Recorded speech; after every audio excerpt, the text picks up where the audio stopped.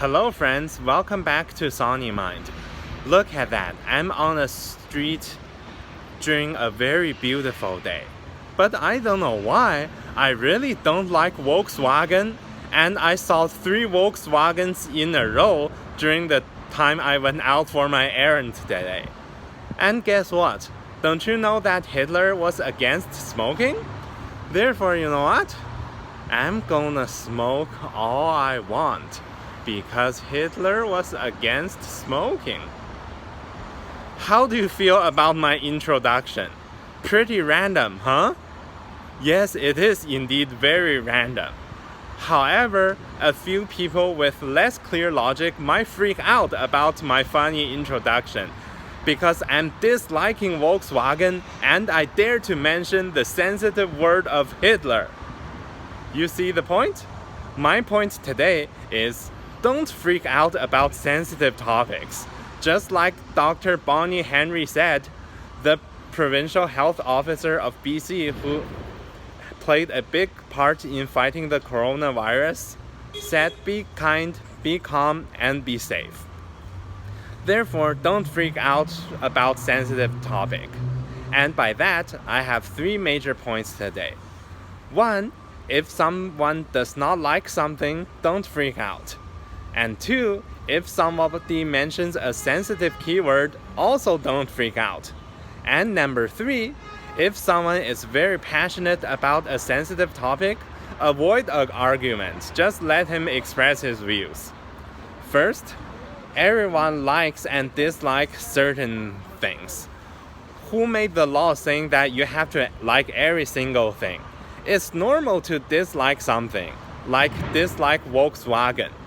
However, it is also very important to point out that even for certain so-called sensitive topics, disliking a sensitive category without intent for bitter hatred is still normal.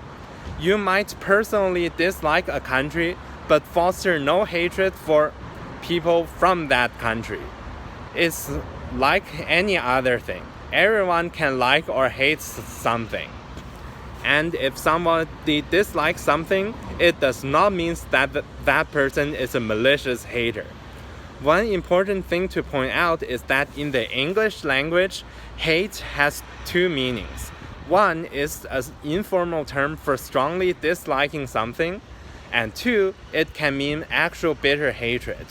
For example, I can say, I hate Volkswagen, but I don't hate Volkswagen.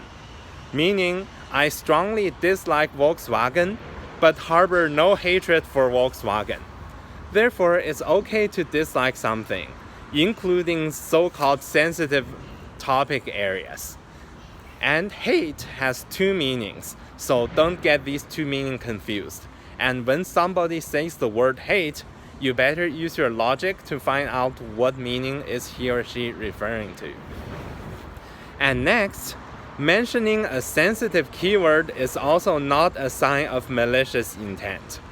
For example, when making an argument, I can say that it's illogical to start smoking simply because Hitler was against smoking. Mentioning a sensitive keyword, again, like disliking something, does not always show dislike for that thing. If you freak out every time somebody mentions a sensitive thing, then you probably need to work on your calming down skills.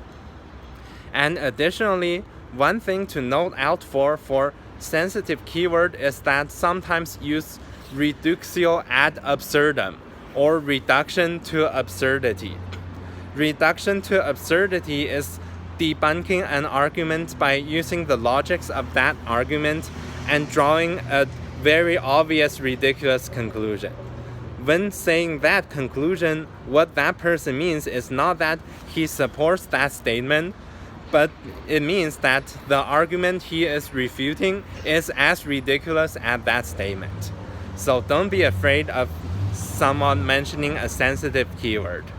And third, most important, when somebody actually begins to talk about sensitive topic in an extremely passionate manner, you better just leave him alone and let him express his idea and say, things of general acknowledgement without agreeing or disagreeing with it, because sensitive topics are named such for a very legitimate reason.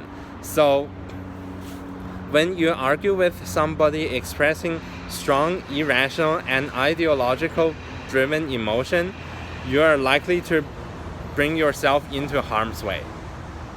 As one can see, by taking a rational outlook on sensitive topics, one can make one's communication better. And major point includes 1. It's normal for somebody to dislike something. And 2. Don't get freaked out by sensitive keywords. And 3. When somebody experiences very strong ideological emotion, don't bother him. I hope that by staying calm, kind, and safe, you can live better. Thank you.